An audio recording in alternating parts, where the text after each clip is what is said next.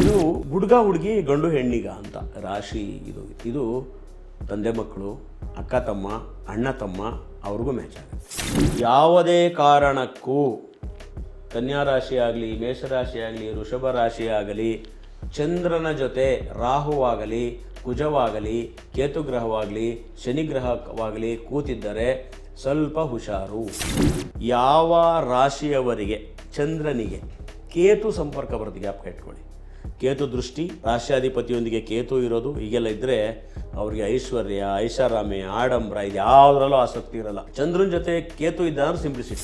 7.5 ಮದುವೆ ಆಗಬಹುದು, ಮನೆ ಕಟ್ಟಬಹುದು, ಆಸ್ತಿ ಖರೀದಿ ಮಾಡಬಹುದು, ಏನು ಬೇಕಾದ್ರೂ ಮಾಡ್ಬೋದು. 7.5 ಬಗ್ಗೆ ಬಂದಾಗ 7.5 ಬಗ್ಗೆ ಗಮನನೇ ಕೊಡಬೇಡಿ, ಸುಮ್ಮನೆ ಜೀವನ ಮಾಡ್ಕೊಂಡು.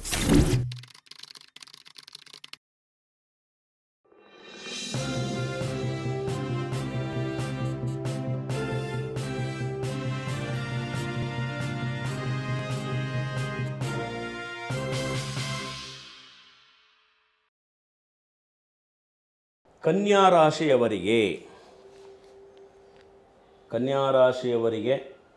ರಾಶಿಯ ಅಧಿಪತಿ ಬುಧ. ಎಗೇನ್ ಹಿಂದೆ ಹೇಳಿದ್ದೀವಲ್ಲ, ಇವರಿಗೆ ಮಿಥುನವನ್ನು ಮ್ಯಾಚ್ ಮಾಡ್ಬೋದು. ಮಿತ್ರ ರಾಶಿಗಳಾದಂಥ ತುಲಾರಾಶಿ, ವೃಷಭ ರಾಶಿ ಆಗಲೇ ಹೇಳಿದ್ದೆ ಕಾಂಬಿನೇಷನು, ಸೇಮ್ ಕಾಂಬಿನೇಷನ್ ಇವ್ರನ್ನ ಮದುವೆ ಮಾಡ್ಬೋದು. ಕನ್ಯಾ ರಾಶಿಯವರಿಗೆ ಮಕರ ಮತ್ತು ಕುಂಭದವರನ್ನು ಸಹ ಮಾಡಬಹುದು. ಸಿಂಹ ರಾಶಿಯವರನ್ನು ಮ್ಯಾಚ್ ಮಾಡಬಹುದು. ಆದರೆ ನೀವು ಅದನ್ನು ಸಂಪೂರ್ಣ ನಿಷೇಧಿಸಿದೋ ಅಥವಾ ಅವಾಯ್ಡ್ ಮಾಡಿದ್ರೆ ಒಳ್ಳೆಯದು ಅನ್ನೋಂಥದ್ದು ವೃಶ್ಚಿಕ ರಾಶಿ ಮತ್ತು ಮೇಷರಾಶಿ, ಧನಸ್ಸು ಮತ್ತು ಮೀನರಾಶಿ ಅವಾಯ್ಡ್ ಮಾಡಬೇಕಾಗತ್ತೆ. 4 ರಾಶಿಯನ್ನು ಸ್ವಲ್ಪ ಅವಾಯ್ಡ್ ಮಾಡಬೇಕಾಗತ್ತೆ. ಕನ್ಯಾ ರಾಶಿಯವರ ಕ್ಯಾರೆಕ್ಟರ್ ಏನಂತಂತಂದರೆ, ಅವರು ಸಾಧಕರು, ಛಲವಂತರು, ಸಾಧಿಸಬೇಕು ಅನ್ನೋ ಮನೋಭಾವದವರು, ತಾಂತ್ರಿಕ ಮತ್ತು ಸಂಶೋಧನಾ ಗುಣದವರು, ರಿಸರ್ಚ್ ಮೆಂಟಾಲಿಟಿ, ಆಮೇಲೆ ಕಂಪ್ಯೂಟರ್ ಸೈನ್ಸ್ ಇವರೆಲ್ಲ ರಾಶಿ ಮಿಥುನ ಕನ್ಯಾದವರು ಓದ್ಕೊತಾರೆ. ಗಣಿತಶಾಸ್ತ್ರವನ್ನು ಓದ್ಕೊತಾರೆ, BBA MBA ಎಲ್ಲ ಓದ್ಕೊತಾರೆ. ಹಾಗಾಗಿ ಅವರಿಗೆ ಆ ಬುದ್ಧಿಶಕ್ತಿಗೆ ತಕ್ಕನಾಗಿ ಮ್ಯಾಚ್ ಮಾಡಬೇಕಂತಂದರೆ ಮಕರ ಕುಂಭ ಓಕೆ. ವೃಷಭ ಮತ್ತು ತುಲಾ ರಾಶಿಯವರಾದರೆ ಅವರ ಜೀವನದಲ್ಲಿ ವಿವಾಹಕ್ಕಿಂತ ಮುಂಚೆನೇ ಒಂದು 50% ಸೇಫ್ ಅಂತ ನಾವು ಹೇಳಬಹುದು. ಈಗಾಗಲೇ ಹೇಳಿದ ಹಾಗೆ ರಾಶಿಯಲ್ಲಿನ ಚಂದ್ರನ ಸ್ಥಿತಿಯನ್ನು ಗಮನಿಸ್ಕೊಳ್ಳಿ. ಸಂಧಿ ರಾಶಿ, ಸಂಧಿ ನಕ್ಷತ್ರ ಆಗಬಾರ್ದು. ಇನ್ನೊಂದು ಪ್ರಮುಖವಾದಂಥ ವಿಷಯನ ಹೇಳ್ಬಿಡ್ತೀನಿ ನಿಮಗೆ.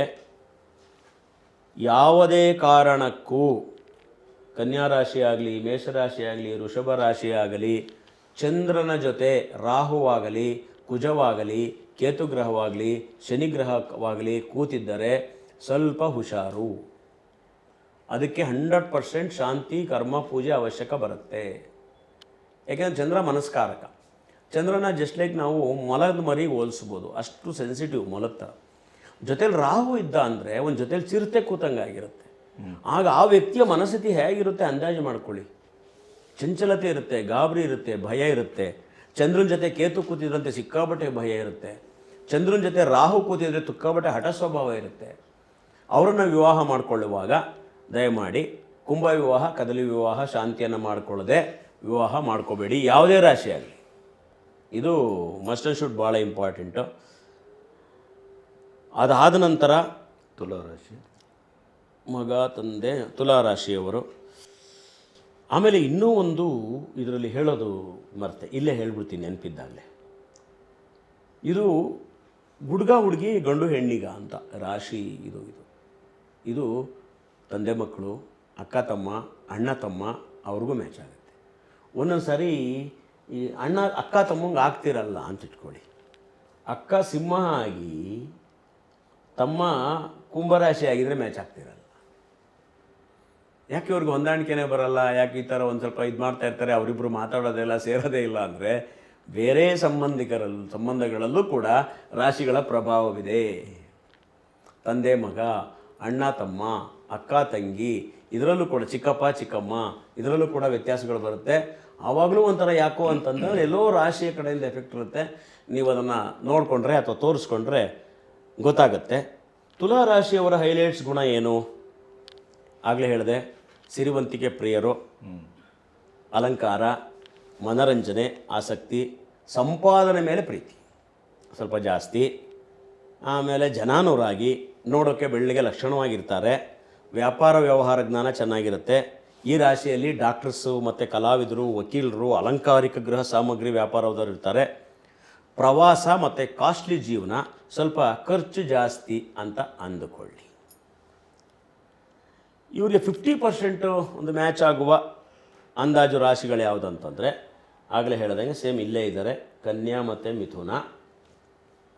ವೃಷಭ ರಾಶಿಯವ್ರನ್ನ ಮ್ಯಾಚ್ ಮಾಡಬಹುದು, ಕಟಕ ರಾಶಿಯವ್ರನ್ನ ಮ್ಯಾಚ್ ಮಾಡಬಹುದು, ಎಂದಿನಂತೆ ಮಕರ ಕುಂಭ ರಾಶಿಯವ್ರನ್ನ ಮ್ಯಾಚ್ ಮಾಡ್ಬೋದು. ಧನಸ್ಸು ಮತ್ತು ಮೀನರಾಶಿ ಸ್ವಲ್ಪ ಕಷ್ಟ ಅನಿಸಬಹುದು. ಕಟಕ ರಾಶಿಯವ್ರನ್ನ 3ನೇ ಆಪ್ಷನ್ನಲ್ಲಿ ಮ್ಯಾಚ್ ಮಾಡಬಹುದು. ನೆಕ್ಸ್ಟು ವೃಶ್ಚಿಕ ರಾಶಿ. ಈ ರಾಶಿ ಸ್ವಲ್ಪ ಕಾಸ್ಟ್ಲಿ ರಾಶಿ, ಎಲ್ಲದರಲ್ಲೂ ಕಾಸ್ಟ್ಲಿ. ಯಾವ ರೀತಿ ಕಾಸ್ಟ್ಲಿ? ಜಾಸ್ತಿ ಬುದ್ಧಿವಂತಿಕೆ, ಜಾಸ್ತಿ ಸ್ವಾಭಿಮಾನ, ಆಮೇಲೆ ಯಾವ ಕಾರಣಕ್ಕೂ ಬೇರೆಯವರ ಸಲಹೆ ಸೂಚನೆಗಳನ್ನು ಸ್ವೀಕರಿಸುವುದು ಕಡಿಮೆ. ಆಮೇಲೆ ಇವರಿಗೆ ಜೀವನದಲ್ಲಿ ತಾಳ್ಮೆ ಅನ್ನೋದೇ ಬರದೆ 45ನೇ ವಯಸ್ಸಿನ ನಂತರ. ಅಲ್ಲಿವರೆಗೂ ಬಹಳ ತುಂಬ ಕಷ್ಟ ಆಗುತ್ತೆ. ಇವರ ಜೀವನವೂ ಕಷ್ಟ ಇರುತ್ತೆ, ಇವರ ಮಾನಸಿಕ ಸ್ಥಿತಿಯೂ ಕಷ್ಟ ಇರುತ್ತೆ. ಯಾಕೆ ಅಂದರೆ ವೃಶ್ಚಿಕ ರಾಶಿಯಲ್ಲಿ ಅನುರಾಧ ಮತ್ತು ಜ್ಯೇಷ್ಠ ನಕ್ಷತ್ರಗಳು ಬರ್ತವೆ. ಅನುರಾಧ ನಕ್ಷತ್ರ ಶನಿ ನಕ್ಷತ್ರ, ಜ್ಯೇಷ್ಠ ನಕ್ಷತ್ರ ಬುಧನ ನಕ್ಷತ್ರ ಬರುತ್ತೆ. ಹಾಗಾಗಿ ಈ ರಾಶಿಯವರು ಯಾರನ್ನ ಮ್ಯಾಚ್ ಮಾಡ್ಬೋದು ಇವರಿಗೆ ಅಂತಂತಂದರೆ, ಇವರು ಆಂತರಿಕ ಜ್ಞಾನಿ ಇರ್ತಾರೆ, ಚಿಕಿತ್ಸಕ ಚಿಂತನೆ ಇರುತ್ತೆ ಇವ್ರಿಗೆ, ಸ್ವಲ್ಪ ಈ ಪ್ರಾಪಂಚಿಕ ಜೀವನದ ಮೇಲೆ ಆಸೆ ಜಾಸ್ತಿ. ಇವ್ರಿಗೆ ವಿರೋಧಿಗಳು ಜಾಸ್ತಿ ಇರ್ತಾರೆ ಯಾವಾಗಲೂ. ಇವರು ಏನು ಒಳ್ಳೇದು ಹೇಳಿದ್ರೂ ಕೂಡ ಬೇರೆಯವರು ಅದನ್ನು ಒಪ್ಪಲ್ಲ. ಆಗ ಇವರಿಗೆ ಮಾನಸಿಕವಾಗಿ ಉದ್ವೇಗ, ಕೋಪ ಬರುತ್ತೆ. 45ರ ನಂತರ ಆಧ್ಯಾತ್ಮಿಕ ಚಿಂತನೆಗಳು ಇರುತ್ತವೆ. ಇವರಿಗೆ ಯಾವ ರಾಶಿಯನ್ನು ಮ್ಯಾಚ್ ಮಾಡಬೇಕು ಎಂದರೆ, ಒಂದು ಅಂದಾಜಿನಲ್ಲಿ ವೃಷಭ, ತುಲ ಇವರು ಸೆಕೆಂಡ್ ಆಪ್ಷನ್ನಿಗೆ ಬರ್ತಾರೆ. ವೃಶ್ಚಿಕ ರಾಶಿಯವರಿಗೆ ಹುಡುಕೋದೇ ಕಷ್ಟ ರಾಶಿನ. ಇವರಿಗೆ ಮೀನ, ಧನಸ್ಸು ಇದು ಫಸ್ಟ್ ಲೀಸ್ಟಲ್ಲಿ ಬರ್ತಾರೆ. ಮೀನ, ಧನಸ್ಸು. ಸೆಕೆಂಡ್ ಲೀಸ್ಟಲ್ಲಿ ವೃಷಭ, ತುಲಾ ಬರ್ತಾರೆ. ಬಹುಶಃ ಅಷ್ಟೇ, ತುಂಬ ಕಡಿಮೆ ರಾಶಿಗಳು. ಇನ್ನು ಇದು ಒಂದೇ ರೀತಿ ಕ್ಯಾರೆಕ್ಟರ್ ಆಗ್ಬಿಡುತ್ತೆ, ಸ್ವಲ್ಪ ಹಿಂಸೆ. ವೃಶ್ಚಿಕ ಮತ್ತು ಸಿಂಹ ನೀವು ನೋಡಿರ್ಬೋದು. ಸಾಮಾನ್ಯವಾಗಿ ಗಂಡ DC, ಹೆಂಡತಿ IAS, ಇಬ್ಬರು ಮೀಟ್ ಆಗೋದಿಲ್ಲ ತಿಂಗಳಂಗಟ್ಲೆ, ಇಬ್ಬರು ಒತ್ತಡದಲ್ಲಿರ್ತಾರೆ. ಸಾಮಾನ್ಯವಾಗಿ ಈ ರಾಶಿಯವರಾಗಿರ್ತಾರೆ. ಒಬ್ಬರು ಡೆಲ್ಲಿಯಲ್ಲಿ ಕೆಲಸದಲ್ಲಿರ್ತಾರೆ, ಒಬ್ಬರು ಬಾಂಬೆಯಲ್ಲಿ ಕೆಲಸದಲ್ಲಿರ್ತಾರೆ. ಯಾಕೆಂದರೆ ಇಬ್ಬರು ಉನ್ನತ ಸ್ಥಾನಕ್ಕೆ ಹೋಗತಕ್ಕಂಥ ಚಿಂತಕರೇ, ಸಿಂಹರಾಶಿ ಮತ್ತು ವೃಶ್ಚಿಕ ರಾಶಿ. ಹಾಗಾಗಿ ಸ್ವಲ್ಪ ಅವ್ರನ್ನ ಮ್ಯಾಚ್ ಮಾಡಿದ್ರೆ ದಾಂಪತ್ಯ ಸೌಖ್ಯ ಕಡಿಮೆ ಇರಬಹುದು. ಹಾಗಾಗಿ ಸ್ವಲ್ಪ ವೃಶ್ಚಿಕ ರಾಶಿಯವರಿಗೆ ಈ ವಿವಾಹ ಹೊಂದಾಣಿಕೆ ಮಾಡೋದು ಕಷ್ಟ. ಅದಕ್ಕೆ ಸಾಮಾನ್ಯವಾಗಿ ವೃಶ್ಚಿಕ ರಾಶಿಯವರೆಲ್ಲ ಆಫ್ಟರ್ 30ನೇ ಮ್ಯಾರೇಜ್ ಆಗ್ತಾರೆ. ಈ ಕಾರಣಕ್ಕೆ ಅವರೇನೋ ಸಾಧನೆ ಮಾಡಬೇಕು, ಏನೋ ಇದು ಮಾಡಬೇಕು ಅನ್ನೋ ರೀತಿ ಇರ್ತಾರೆ.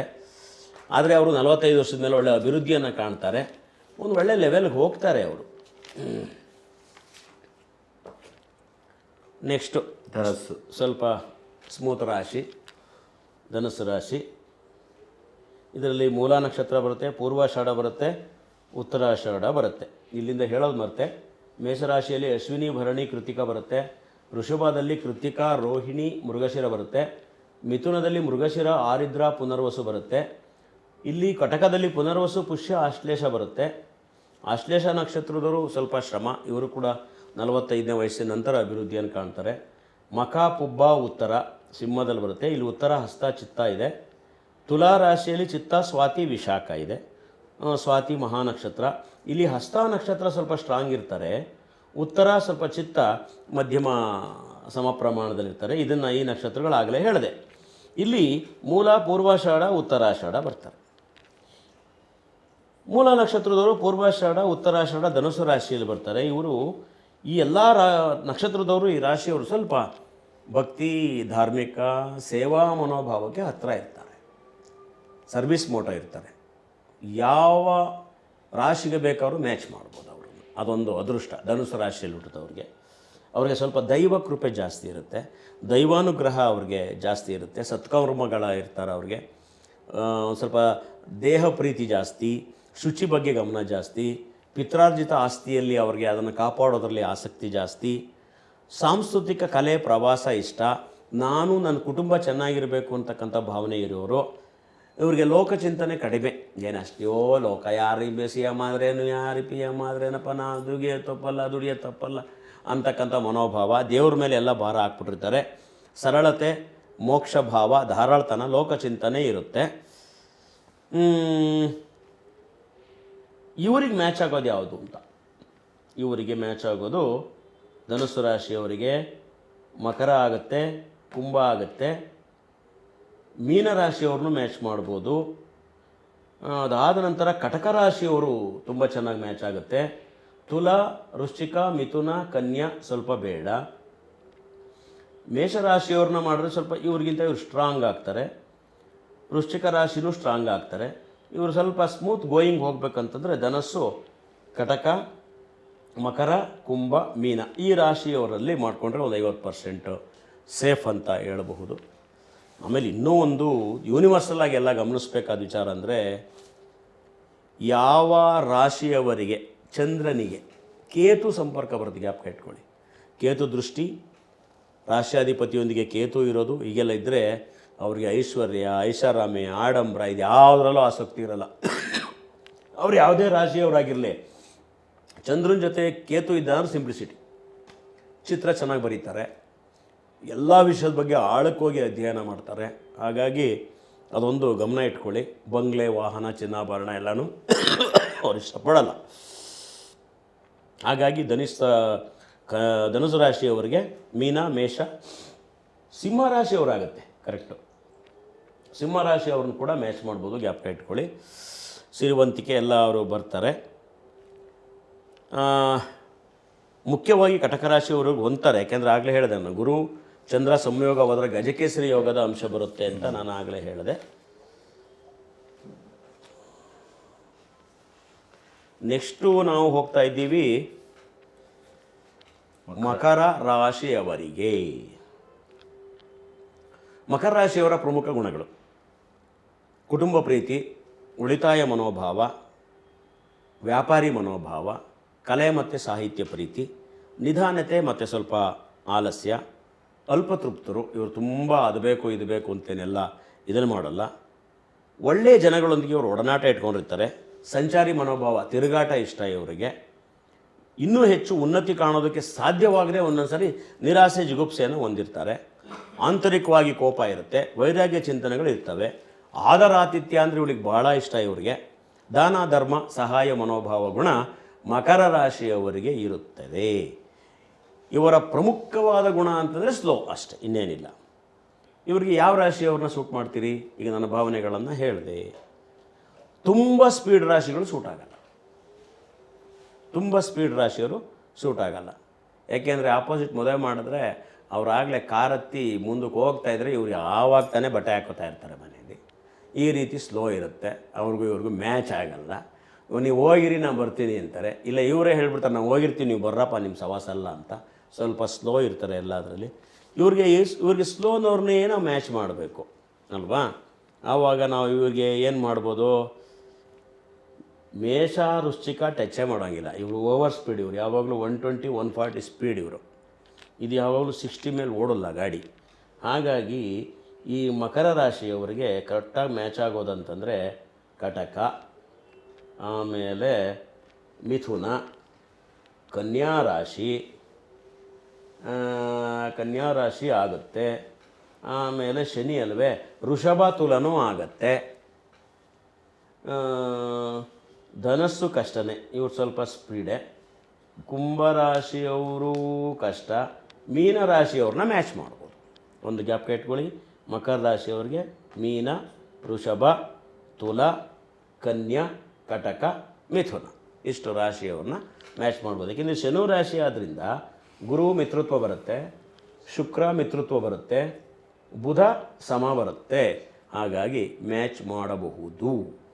ಮಕರ ರಾಶಿಯವರು ಸ್ವಲ್ಪ ಒಳ್ಳೆ ಜನ, ಸ್ವಲ್ಪ ಸ್ಲೋ ಇರ್ತಾರೆ ಅಷ್ಟೇ. ಯಾಕೆಂದರೆ ಒಂದೊಂದು ಸಾರಿ ಈ ಮಕರ ರಾಶಿಯವರು ಇದ್ದಾರಲ್ಲ ನೋಡಿ, ಇಲ್ಲಿ ಈ ಶನಿ ಅಧಿಪತಿ ಈ ಮಕರ ರಾಶಿಯವರಿಗೆ. ಈ ಮಕರ ರಾಶಿಯವರು ಈ ಕಟಕ ರಾಶಿಗೆ ಯಾವುದೇ ತಿಳ್ಕೊಳ್ಳಿ, ಸಾಮಾನ್ಯವಾಗಿ ಈ ಕಟಕ ರಾಶಿಯವರು ಚಂದ್ರ, ಇದು ಶನಿ, ಇವರಿಬ್ಬರಲ್ಲಿ ಚಂದ್ರ ಶನಿ ಎಲ್ಲಿ ಸೇರುತ್ತೆ, ಒಂಚೂರು ಈ ದೈವ ಭಾವನೆ ಬರುತ್ತೆ, ಸ್ಪಿರಿಚುವಲ್ ಬರುತ್ತೆ, ನ್ಯಾಯ ನೀತಿ ಪ್ರಾಮಾಣಿಕತೆ ಬರುತ್ತೆ ಚಂದ್ರ ಶನಿ ಯಾವಾಗಲೂ ಸೇರಿದ್ರೆ. ಸಾಮಾನ್ಯವಾಗಿ ನಾವೇನು ತಿಳ್ಕೊಂಡಿದ್ವಿ, ಚಂದ್ರ ಶನಿ ಸೇರಿದ್ರೆ ಮನಸ್ಸು ವ್ಯತ್ಯಾಸ ಆಗುತ್ತೆ ಅಂತ. ಅಲ್ಲ, ಅವರಲ್ಲಿ ನ್ಯಾಯ ನೀತಿ ಪ್ರಾಮಾಣಿಕತೆ ಇರುತ್ತೆ. ಚಂದ್ರ ಶನಿ ಸೇರಿದ್ದಾರೆ, ಹಾಗಾಗಿ ಮಕರದವ್ರಿಗೆ ಕಟಕದವರನ್ನೊಬ್ಬರನ್ನ ಮ್ಯಾಚ್ ಮಾಡ್ಬೋದು. ಒಂದು ಸ್ವಲ್ಪ ಹೊಂದಾಣಿಕೆ ಬರುತ್ತೆ, ಒಂದು 50% ಅವರು ಸೇಫ್ ಅಂತ ಹೇಳ್ಬೋದು. ಮಕರ ರಾಶಿಯಲ್ಲಿ ಉತ್ತರಾಷಾಢ, ಮಕರ ರಾಶಿಯಲ್ಲಿ ಉತ್ತರಾಷಾಢ, ಶ್ರವಣ, ಧನಿಷ್ಠ 3 ನಕ್ಷತ್ರ ಬರುತ್ತೆ. ಶ್ರವಣ ಚಂದ್ರ ನಕ್ಷತ್ರ, ಧನಿಷ್ಠ ಕುಜ ನಕ್ಷತ್ರ, ಉತ್ತರಾಷಾಢ ರವಿಯ ನಕ್ಷತ್ರ. ಯಾವ ಕಾರಣಕ್ಕೂ ಮಕರ ರಾಶಿಯವರಿಗೆ ಸಿಂಹ ರಾಶಿಯವರು ಮ್ಯಾಚ್ ಆಗಲ್ಲ. ಅದೊಂದು ಬಹಳ ಜಾಗ್ರತೆಯಿಂದ ನೋಡ್ಕೋಬೇಕು. ಮುಂದಿನ ರಾಶಿ ಕುಂಭರಾಶಿ. ಕುಂಭರಾಶಿಯವರಿಗೆ ಧನಿಷ್ಠ ನಕ್ಷತ್ರ ಬರುತ್ತೆ, ಶತಭಿಷ ಬರುತ್ತೆ, ಪೂರ್ವಭಾದ್ರ ಬರುತ್ತೆ. ಒಂದು ಗುರು ನಕ್ಷತ್ರ, ಒಂದು ರಾಹು ನಕ್ಷತ್ರ, ಒಂದು ಕುಜನ ನಕ್ಷತ್ರ. ಹಾಗಾಗಿ ಕುಂಭರಾಶಿಯವ್ರಿಗೆ ಮ್ಯಾಚ್ ಮಾಡೋದು ಬಲೆ ಕಷ್ಟ. ನೋಡಿ, ಶನಿಗೂ ಕುಜನಿಗೂ ಆಗಲ್ಲ, ಧನಿಷ್ಠ ಅಲ್ಲೇ ಬರುತ್ತೆ. ಶನಿಗೂ ರಾಹುಗೂ ಸ್ವಲ್ಪ ವ್ಯತ್ಯಾಸ ಬರುತ್ತೆ, ಶತಭಿಷ ಅಲ್ಲೇ ಬರುತ್ತೆ. ಅಷ್ಟಕ್ಕಷ್ಟೇ ಅವರಿಗೆ, ಅಷ್ಟಕ್ಕಷ್ಟೇ ಬರುತ್ತೆ. ಪೂರ್ವಭದ್ರ ಮತ್ತು ಇದೊಂದು ನಕ್ಷತ್ರ ಓಕೆ. ಇವರಿಗೆ ಕುಂಭರಾಶಿಯವ್ರಿಗೆ ಯಾರನ್ನಪ್ಪ ಮ್ಯಾಚ್ ಮಾಡೋದು?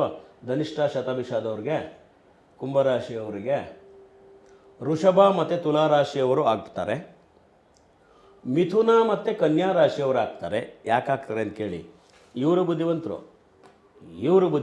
ಈ ಕುಂಭರಾಶಿಯವ್ರ ಕ್ಯಾರೆಕ್ಟರೈಸೇಷನ್ ಹೆಂಗೆ ಅಂದರೆ ತುಂಬ ಬುದ್ಧಿವಂತಿಕೆ, ಒಳಗೊಳಗೆ ಲೆಕ್ಕಾಚಾರಗಳು. ಅವ್ರು ಹೊರಗಡೆ ಏನು ಹೇಳ್ಕೊಳ್ಳಲ್ಲ, ಒಳ್ಳೆಯದಾಗಲಿ ಕೆಟ್ಟದ್ದಾಗಲಿ ಎಲ್ಲವನ್ನು ಗುಟ್ಟು ಬಿಟ್ಟು ಕೊಡೋದಂಥ ವ್ಯಕ್ತಿತ್ವ. ಒಳಗೊಳಗೆ ಗುಳಿಗೆ ಸಿದ್ಧ, ಒಳಗೊಳಗೆ ಇರ್ತಾರೆ. ದ್ವೇಷ ಸಾಧನೆ ಇಲ್ಲ, ಕ್ಷಮಾಗುಣ ಇರುತ್ತೆ ಅವರಲ್ಲಿ, ದೈವಭಕ್ತಿ. ಮೊದಲು ಪ್ರಯಾಸ, ಅವರು ನಂತರ ಅಭಿವೃದ್ಧಿ ಆಗ್ತಾರೆ. ಮೌನಿಯಾಗಿರ್ತಾರೆ, ಸಂಶೋಧನಾ ಆಸಕ್ತಿ ಇರುತ್ತೆ, ದೀರ್ಘ ಪ್ರಯಾಣ ಆಸಕ್ತಿ ಅವ್ರಿಗಿರುತ್ತೆ. ಸಾಮಾನ್ಯ ಫಾರಿನ್ನಲ್ಲಿ ಇರ್ತಾರೆ ಕುಂಭರಾಶಿಯವರು. ನಿಗೂಢ ವಿಚಾರಗಳತ್ತ ಒಲವಿರುತ್ತೆ, ಪ್ರಾಮಾಣಿಕ ಚಿಂತನೆಗಳು ಜಾಸ್ತಿ, ಉನ್ನತ ಚಿಂತನೆಗಳಿರುತ್ತೆ. ಸೇಮ್ ಮಕರ ರಾಶಿ ಅಷ್ಟೇ ನಿಧಾನತೆ ಇರುತ್ತೆ. ನೋಡಿ, ಎರಡಕ್ಕೂ ಶನಿನೇ ಅಧಿಪತಿ. ಇಲ್ಲಿ ನೋಡ್ತಾ ಇದ್ದೀರಿ ಚಿತ್ರ ನೀವು. ಇವರಿಗೆ ಒಂದು ರಾಶಿಗಳಾಗಲೇ ಹೇಳಿದೆ ನಾನು. ಇನ್ನೂ ಒಂದಿದೆ, ಕುಂಭರಾಶಿಯವರಿಗೆ ಒಂದೊಂದು ಸಾರಿ ಮಕರ ರಾಶಿಯವ್ರನ್ನ ಮ್ಯಾಚ್ ಮಾಡ್ಬೋದು. ಏಕರಾಶಿ ಆದ್ದರಿಂದ ನಕ್ಷತ್ರ ಅದು ರಾಶಿಯಾಧಿಪತಿ ಒಬ್ಬನೇ ಆದ್ದರಿಂದ ಮಕರ ರಾಶಿಯವ್ರನ್ನೂ ಕೂಡ ಮ್ಯಾಚ್ ಮಾಡಬಹುದು. ಆದರೆ ಬೇರೆ ಗ್ರಹ ಸಂಯೋಗವನ್ನು ನಾವು ನೋಡಬೇಕು ಸೂಕ್ಷ್ಮವಾಗಿ. ಅವ್ರಿಗೆ ಗುರು ಎಲ್ಲಿದೆ, ಚಂದ್ರ ಎಲ್ಲಿದೆ. ಚಂದ್ರ ಅಲ್ಲೇ ಇರುತ್ತೆ, ಗುರು ಮತ್ತು ಈ ಬೇರೆ ಗ್ರಹಗಳು ಎಲ್ಲೆಲ್ಲಿರುತ್ತೆ ಸ್ವಲ್ಪ ಗಮನಿಸಬೇಕಾಗುತ್ತೆ. ಇನ್ನೊಂದು ನಿಮಗೆ ರಾಶಿಯ ಬಗ್ಗೆ ಒಂದೊಂದು ಹೇಳ್ತೀನಿ. ಕೆಲವರಿಗೆ ಸಾಡೆ ಸಾತಿ ಯಾವಾಗ ಬರುತ್ತೆ ಅಂತಲೇ ಗೊತ್ತಿಲ್ಲ. ಸಾಡೆ ಸಾತಿ ಸರಿ, ನಮ್ಗೆ ಯಾವಾಗ ಸಾಡೆ ಸಾತಿ. ಇನ್ನೂ ಕೆಲವು ಪ್ರಶ್ನೆ ಇದೆ, ಸಾಡೆ ಸಾತಿಯಲ್ಲಿ ಮದುವೆ ಆಗಬಹುದಾ ಅಂತ ಒಂದು ಪ್ರಶ್ನೆ ನನಗೆ ಇಲ್ಲಿ ಬಂದಾಗೆಲ್ಲ ಕೇಳ್ತಾರೆ. ಸಾಡೆ ಸಾತಿಯಲ್ಲಿ ಮದುವೆ ಆಗಬಹುದು, ಮನೆ ಕಟ್ಟಬಹುದು, ಆಸ್ತಿ ಖರೀದಿ ಮಾಡಬಹುದು, ಏನು ಬೇಕಾದ್ರೂ ಮಾಡ್ಬೋದು. ಸಾಡೆ ಸಾತ್ ಬಗ್ಗೆ ಬಂದಾಗ ಸಾಡೆ ಸಾತ್ ಬಗ್ಗೆ ಗಮನನೇ ಕೊಡಬೇಡಿ, ಸುಮ್ಮನೆ ಜೀವನ ಮಾಡ್ಕೊಂಡು ಹೋಗಿ. ಯಾಕೆಂದರೆ ಶನಿ ಸಾಡೆ ಸಾತಿಯಲ್ಲಿ ಬರೋದು ಮೆಕ್ಯಾನಿಕ್ ಆಗಿ ಬರೋದು. ನಿಮ್ಮಲ್ಲಿ ಏನಾರ ದೋಷಗಳಿದ್ದರೆ ರಿಪೇರಿ ಮಾಡೋಕ್ಕೆ ಬರೋದು. ನಿಮಗೆ ತೊಂದರೆ ಕೊಡೋದಕ್ಕಾಗಲಿ ಇನ್ನೇನೋ ಮಾಡೋದಕ್ಕಾಗಲಿ ಬರೋಲ್ಲ, ತಲೆ ಕೆಡಿಸ್ಕೊಳ್ಳೋಕೆ ಹೋಗಬೇಡಿ. ಸರಿ, ಸಾಡೆ ಸಾತಿ ಹೇಗೆ ಬರುತ್ತಂದರೆ, ನಿಮ್ಮದು ಯಾವುದ ರಾಶಿ, ಉದಾಹರಣೆಗೆ ಮೇಷರಾಶಿ ಅಂತ ಅಂದ್ಕೊಳ್ಳಿ. ಈಗ ಮೇಷರಾಶಿಯವರಿಗೆ ಸಾಡೆ ಸಾತ್ ಬರ್ತಾ ಇದೆ. 2025 ಮಾರ್ಚ್ 30ರಿಂದ ಬರ್ತಾ ಇದೆ ಸಾಡೆ ಸಾತಿ. ಯಾಕೆ ಅಂದರೆ ಶನಿ ನೋಡಿ ಇಲ್ಲಿದೆ, ಇವಾಗ ಕುಂಭರಾಶಿಯಲ್ಲಿದೆ. ಮಾರ್ಚ್ 30ಕ್ಕೆ ಶನಿ ಇಲ್ಲಿಗೆ ಬರುತ್ತೆ. ಇದು ಮೇಷರಾಶಿನಾ? ಮೇಷರಾಶಿಯ ಇಲ್ಲಿಂದ ಎಣಿಸಿಕೊಂಡು ಬಂದರೆ 12ನೇ ಮನೆ ಸಾಡೆ ಸಾತಿ ಪ್ರಾರಂಭ, ಮತ್ತು 2.5 ವರ್ಷ ಆದಮೇಲೆ ಇಲ್ಲಿಗೆ ಬರುತ್ತೆ ಸಾಡೆ ಸಾತಿ ಮಧ್ಯ, 2.5 ವರ್ಷ ಆದಮೇಲೆ 2ನೇ ಮನೆಗೆ ಬರುತ್ತೆ ಸಾಡೆ ಸಾತಿಯ ಕೊನೆ. 2.5 ಅರ್ಥವಾಗಿರ್ಬೇಕು ನಿಮಗೆ. ಮೇಷರಾಶಿಯವರಿಗೆ 12 ಇಲ್ಲಿ. ಇನ್ನೊಂದು ಗಮನಿಸ್ಕೊಳ್ಳಿ, ಮೇಷರಾಶಿಯವರಿಗೆ ರಾಶಿಗೆ ಬಂದಾಗ ವೃಷಭ ರಾಶಿಯವರಿಗೆ ಸಾಡೆ ಸಾತ್ ಸ್ಟಾರ್ಟ್ ಆಗಿರುತ್ತೆ. ಗ್ಯಾಪ್ ಇಟ್ಕೊಳ್ಳಿ. ರಾಶಿಗೆ ಬಂತು, ವೃಷಭ ರಾಶಿಗೆ 12ನೇ ಮನೆ ಆಯಿತು. ಆಮೇಲೆ ಇದು ಬಿಟ್ಟಾಗ ಮೇಷರಾಶಿಗೆ 2ನೇ ಮನೆ 7.5 ಆಯಿತು, ವೃಷಭ ರಾಶಿಗೆ ರಾಶಿ ಆಯಿತು, ಮಿಥುನ ರಾಶಿಯವರಿಗೆ ಪ್ರಾರಂಭ ಆಯಿತು. ಸ್ವಲ್ಪ ಕಷ್ಟ ಅರ್ಥವಾಗೋದು. ಹಾಗಾಗಿ ಇದು ಮೋಸ್ಟ್ಲಿ ತುಂಬ ದಿನಗಳಿಂದ ಇದು ಕನ್ಫ್ಯೂಷನ್ನೇ ಇದೆ ಅನಿಸುತ್ತೆ ಜನಕ್ಕೆ, ಯಾವಾಗ ಅಂತ. ಏನಿಲ್ಲ, ನಿಮ್ಮ ರಾಶಿಗೆ ಹಿಂದಿನ ಮನೆ, ನಿಮ್ಮ ರಾಶಿಯ ಮನೆ, ಮುಂದಿನ ಮನೆ 2 2 7.5 ಗಾಬರಿ ಆಗಬೇಡಿ. ಆದರೆ ಒಂದು ಜ್ಞಾಪಕ ಇಟ್ಕೊಳ್ಳಿ, ಇದು ಬಹಳ ಮುಖ್ಯವಾದ ವಿಚಾರ. ಹುಡುಗ ಹುಡುಗಿ ಇಬ್ಬರಿಗೂ 7.5 ಇದ್ದರೆ ಮದುವೆ ಮಾಡಬೇಡಿ, ತುಂಬ ಇಂಪಾರ್ಟೆಂಟ್. ಯಾಕೆಂದರೆ ಮೊದಲೇ ಒಂದಿಷ್ಟು ಅದೇನು ಆರೋಗ್ಯದ್ದು ಅದು ಇದು ಅನುಭವಿಸ್ತಾ ಇರ್ತಾರೆ. ಹೆಂಡ್ತಿಗೂ 7.5 ಇದ್ರೆ ಅವ್ರು ಸಂಸಾರ ಮಾಡೋದೆ. ಒಬ್ರಿಗಾರು 7.5 ಇರಬಾರ್ದು. ಎಲ್ಲ ಹುಡುಗಂಗೆ 7.5 ಇದ್ದು ಹುಡುಗಿಗಿಲ್ಲ, ಮದುವೆ ಮಾಡಿ. ಹುಡುಗಿಗೆ 7.5 ಇದ್ದು ಹುಡುಗಂಗೆ ಇಲ್ಲ, ಮದುವೆ ಮಾಡಿ. ಇಬ್ರಿಗೂ 7.5 ಇರಬಾರ್ದು. ವಿವಾಹ ಸಂದರ್ಭಕ್ಕೆ ಇದನ್ನು ತುಂಬ ಸೂಕ್ಷ್ಮವಾಗಿ ಗಮನಿಸಬೇಕಾಗುತ್ತದೆ. ಅಂಥದ್ದು ಮೀನರಾಶಿ. ಕಡೆಯ ರಾಶಿ ಮೀನರಾಶಿ. ಮೀನರಾಶಿಯ ಗುಣಗಳು. ಈ ರಾಶಿಯವರ ಪ್ರಮುಖವಾದ ಗುಣಗಳು ಅಂದರೆ ಇವರು ಭಾವುಕರು, ಆಗಲೇ ಹೇಳಿದೆ, ಪ್ರೀತಿ ಪ್ರೇಮ ಭಾವದವರು, ಸ್ತ್ರೀಯರಂತೆ ಕರುಣಾಗುಣದವರು, ಮೀನಿನಂತೆ ಹುಷಾರಿಗಳು, ಎಲ್ಲೂ ಸಿಕ್ಕಾಕೊಳ್ಳಲ್ಲ, ಭಾಳ ಕಿಲಾಡಿಗಳು, ಎಲ್ಲ ಕಡೆ ಎಲ್ಲರೂ ಹೇಗೆ ಮ್ಯಾನೇಜ್ ಮಾಡಬೇಕು ಅನ್ನುವ ಕಲೆ ಕರಗತವಾಗಿರುತ್ತೆ ಇವ್ರಿಗೆ. ಬಿಗುಮಾನ ಇರುತ್ತೆ, ಒಮ್ಮೊಮ್ಮೆ ಮುಂಗೋಪ, ಪ್ರವಾಸ ಪ್ರೀತಿ, ಭಕ್ತಿ ಭಾವಗಳು ಇರುತ್ತೆ. ಒಂಥರ ಟಿಪಿಕಲ್ ರಾಶಿ ಅಂತಲೇ ಹೇಳ್ಬೋದು ಇದನ್ನು. ಇವ್ರಿಗೆ ಹೊಂದಿಕೆ ಆಗುವಂಥ ವಿವಾಹ ರಾಶಿಗಳನ್ನ ಯಾರನ್ನು ಮಾಡಬಹುದು?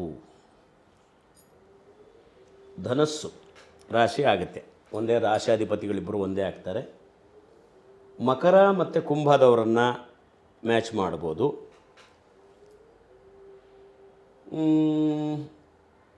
ಮೇಷ ವೃಶ್ಚಿಕ ಸೆಕೆಂಡ್ ಆಪ್ಷನ್ ಇಟ್ಕೋಬೇಕಾಗತ್ತೆ. ಇನ್ನು ಕಟಕ ರಾಶಿಯವ್ರನ್ನ ಮಾಡಬಹುದು, ಸಿಂಹ ರಾಶಿಯವ್ರನ್ನ ವಿವಾಹವಾಗಬಹುದು. ಇದು ಸ್ವಲ್ಪ ಲಾಸ್ಟ್ ಆಪ್ಷನ್ ಇಟ್ಕೊಂಡ್ರೆ ಒಳ್ಳೆಯದು. ಮೇಷರಾಶಿ ಮತ್ತು ವೃಶ್ಚಿಕ ರಾಶಿ ಸ್ವಲ್ಪ ಭಾವುಕ ಜೀವಿಗಳಲ್ವಾ, ಇವರು ತುಂಬ ಕೂಗಾಡ್ಬಿಟ್ರೆ ಪಾಪ ಎಗರಾಡ್ಬಿಟ್ರೆ ಇವರು ಹೆದರ್ಕೊಬಿಡ್ತಾರೆ, ಮೇನಂತ ಗುಣ. ಹಾಗಾಗಿ ಸ್ವಲ್ಪ ನೋಡಿ ಮಾಡಬೇಕಾಗುತ್ತೆ, ಬೇರೆ ಗ್ರಹಗಳ ಹೊಂದಾಣಿಕೆಯನ್ನು ನೋಡಿ ಮಾಡಬೇಕಾಗತ್ತೆ. ಈ ಗುರುವಿನೊಂದಿಗೆ ಕಟಕ ರಾಶಿ ಸೇರಿಬಿಟ್ರೆ ಬಹಳ ಒಳ್ಳೆಯದು, ಗಜಕೇಸರಿ ಯೋಗ ಬರುತ್ತೆ. ಹಾಗಾಗಿ ಇದನ್ನು ಮಾಡಬೇಕು. ಅಲ್ಲಿಗೆ ಯಾವ್ಯಾವ ರಾಶಿಗಳಿಗೆ ಯಾವ್ಯಾವುದು ಮ್ಯಾಚ್ ಮಾಡಬೇಕು ಅಂತ ನಾವು ನೋಡಿದ್ವಿ. ಇನ್ನು ಮುಂದೆ ಬೇರೆ ವಿಚಾರಗಳ ಬಗ್ಗೆ ಗಮನ ಕೊಡೋಣ. ನಿಮ್ಗೆ ಅನಿಸ್ಬೋದು, ಯಾವ ನಕ್ಷತ್ರದವರು ಅಂತ ಹೇಳ್ತಾರಾ ಅಂತ ನಿಮ್ಮ ಮನಸ್ಸಿನಲ್ಲಿ ಒಂದು ಪ್ರಶ್ನೆ ಇದ್ದರೆ, ನಕ್ಷತ್ರಗಳನ್ನ ಇವರೇ ಮದುವೆ ಆಗ್ತಾರೆ ಅಂತ ಹೇಳಲಿಕ್ಕೆ ಬರಲ್ಲ. ಯಾಕೆ ಅಂತ ಕೇಳಿ. ನಾನು ಆಗಲೇ ಹೇಳಿದೆ ನೋಡಿ, ಶನಿಯಲ್ಲಿ ಕುಜ ನಕ್ಷತ್ರ ಇರುತ್ತೆ ಅಲ್ವ ಸರ್? ಮೇಷದಲ್ಲಿ ಯಾವುದೋ ಸಿಂಹರಾಶಿಯಲ್ಲಿ ಶುಕ್ರ ನಕ್ಷತ್ರ ಇರುತ್ತೆ.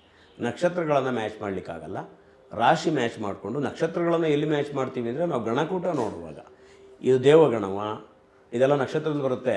ದೇವಗಣ, ಯೋನಿಕೂಟ, ಸ್ತ್ರೀವಶ್ಯಕೂಟ ಇವೆಲ್ಲ ನಕ್ಷತ್ರದಲ್ಲಿ ಬರೋದ್ರಿಂದ ನಾವು ನಕ್ಷತ್ರಗಳನ್ನು ಮ್ಯಾಚ್ ಮಾಡ್ತಾ ಕೂತ್ಕೊಳ್ಳೋಕ್ಕಾಗಲ್ಲ. ಈಗ ಅಶ್ವಿನಿ, ಮಖ, ಮೂಲ 3 ನಕ್ಷತ್ರದವ್ರು ಕೇತು ದೆಸೆಯಲ್ಲೇ ಹುಟ್ಟುತ್ತಾರೆ ಅಲ್ವಾ? ಅಶ್ವಿನಿ, ಮಖ ಓಕೆ, ಮೂಲ ನಕ್ಷತ್ರ ಧನುಸ್ಸು ಬರುತ್ತೆ, ಅದು ಮ್ಯಾಚ್ ಆಗೋದಿಲ್ಲ. ಹೀಗಾಗಿ ಕೆಲವೆಲ್ಲ ವ್ಯತ್ಯಾಸಗಳು ಅಲ್ಲಿ ಬರೋದ್ರಿಂದ ನಕ್ಷತ್ರಗಳ ಮ್ಯಾಚ್ ಮಾಡೋಕ್ಕಾಗಲ್ಲ. ವಶ್ಯಕೂಟ, ರಜ್ಜುಕೂಟ ಇವುಗಳನ್ನು ಮ್ಯಾಚ್ ಆಗಬೇಕು. ಹಾಗಾಗಿ ನಕ್ಷತ್ರಗಳ ಬಗ್ಗೆ ಮ್ಯಾಚ್ ಮಾಡುವ ಚಿಂತನೆಯನ್ನು ನಾವು ಮಾಡೋದು ಬೇಡ. ತುಂಬ ಗೊಂದಲಕ್ಕೆ ಬಿದ್ದುಬಿಡುತ್ತೆ ಮದುವೆ ಆವಾಗ, ಅದು ಕಷ್ಟ ಆಗ್ತದೆ. ಯಾಕೆಂದರೆ 27 ನಕ್ಷತ್ರಗಳು 12 ರಾಶಿ ವಿಂಗಡಣೆ ಆಗಿರುತ್ತೆ ಅಲ್ವಾ? ಈಗ ನಾವು 12 ರಾಶಿಗೆ 27 ನಕ್ಷತ್ರ ವಿಂಗಡಣೆ ಆಗಿರುತ್ತೆ ನೋಡಿ. ಯಾಕೆ ಮ್ಯಾಚ್ ಮಾಡೋದು ಕಷ್ಟ ಅಂದರೆ, ಚಿತ್ತ ನಕ್ಷತ್ರ ನೋಡ್ಕೊಳ್ಳಿ, 2 ಪಾದ ಇಲ್ಲಿ, 2 ಪಾದ ಇಲ್ಲಿ. ಹೆಂಗೆ ಮ್ಯಾಚ್ ಮಾಡೋದು? 2 ಪಾದ ಹಸ್ತದಲ್ಲಿ ಕನ್ಯಾದಲ್ಲಿ ಬಂತು, 2 ಪಾದ ತುಲಾದಲ್ಲಿ ಬಂತು. ಇಲ್ಲಿ 1 ಪಾದ ಸಿಂಹದಲ್ಲಿ ಬಂತು, 3 ಪಾದ ಕನ್ಯಾದಲ್ಲಿ ಬಂತು. ಇದು ನಕ್ಷತ್ರಗಳ ವಿಂಗಡಣೆ ಆಗಿಬಿಡುತ್ತೆ. ಇಲ್ಲಿ ನೋಡಿ, ಮೃಗಶಿರ 2 ಪಾದ ಇಲ್ಲಿ, 2 ಪಾದ ಮಿಥುನದಲ್ಲಿ, ಕೃತಿಕ 1 ಪಾದ ಇಲ್ಲಿ, 3 ಪಾದ ಇಲ್ಲಿ, ಧನಿಷ್ಠ ಇಲ್ಲಿ 2 2 2. ಹೀಗಾಗಿ ಸ್ವಲ್ಪ ನಕ್ಷತ್ರದ ಗೋಜಲು ಕಷ್ಟ. ಹಾಗಾಗಿ ನಕ್ಷತ್ರವನ್ನು ನಾವು ಗಣಕೂಟ ವಿಂಗಡಣೆಗೆ ಅಥವಾ ತಾರಾಬಲಕ್ಕೆ, ಚಂದ್ರಬಲಕ್ಕೆ, ಅವರ ಅರ್ಚನೆ ಮತ್ತು ಪೂಜೆಗಳನ್ನು ಮಾಡಿಸುವಾಗ ನಕ್ಷತ್ರಗಳ ಗಮನ ಕೊಟ್ಟರೆ ಸಾಕು ಅಂಥೇಳಿ ಹೇಳ್ಬೋದು. ಇನ್ನು ಮುಂದಿನ ಭಾಗವಾಗಿ ಈ ವರ್ಣಕೂಟ, ವಶ್ಯಕೂಟಗಳು, ಯಾವ ವರ್ಣ, ಬ್ರಾಹ್ಮಣ ವರ್ಣ, ಇನ್ನು ಗಣಕೂಟಗಳು, ಅದ್ರ ಬಗ್ಗೆ ಒಂದು ಸ್ವಲ್ಪ ದೀರ್ಘವಾಗಿ ವಿವರಗಳನ್ನು ನೋಡೋಣ.